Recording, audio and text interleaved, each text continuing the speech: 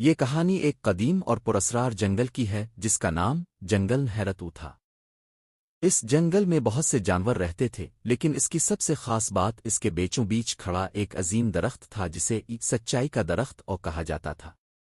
یہ درخت اپنے سنہرے پتے اور چمکدار پھولوں کی وجہ سے دور دور تک مشہور تھا۔ جنگل میں ہر قسم کے جانور بستے تھے، لیکن ان سب میں ایک ننھا سا جانور ٹامی نام کا چھوٹا ہاتھی سب سے زیادہ منفرد تھا۔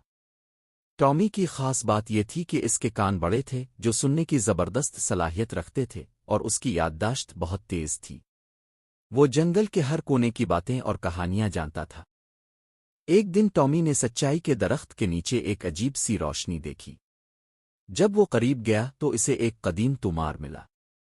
تومار میں ایک خفیہ پیغام لکھا تھا جو کہتا تھا کہ جنگل کی سب سے بڑی سچائی کو جاننے کے لیے سورج کی پہلی کرنوں میں درخت کے نیچے کھڑے ہو جاؤ۔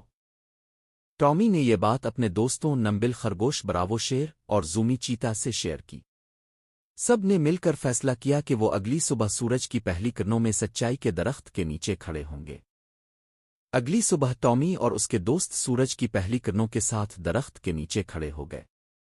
جیسے ہی سورج کی روشنی درخت کے پتوں پر پڑی، درخت نے ایک نرم آواز میں بولنا شروع کر دیا۔ درخت نے کہا، جنگل کی سب سے بڑی سچائی یہ ہے کہ اتحاد اور محبت میں بہت طاقت ہے۔ جب تک تم سب ایک دوسرے کا ساتھ دو گے اور محبت سے رہو گے، جنگل میں کبھی کوئی برا وقت نہیں آئے گا۔ درخت کی باتیں سن کر ٹامی اور اس کے دوست بہت خوش ہوئے، اور انہوں نے عہد کیا کہ وہ ہمیشہ ایک دوسرے کا ساتھ دیں گے اور محبت اور اتفاق سے رہیں گے۔ اس دن کے بعد جنگل حیرت میں ہمیشہ خوشحالی اور امن رہا۔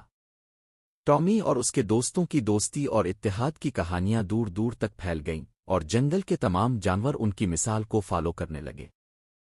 بچوں، ہمیں اس کہانی سے یہ سبق ملتا ہے کہ سچائی کے درخت نے جنگل کے جانوروں کو محبت اور اتفاق کی سب سے بڑی سچائی سکھا دی، اور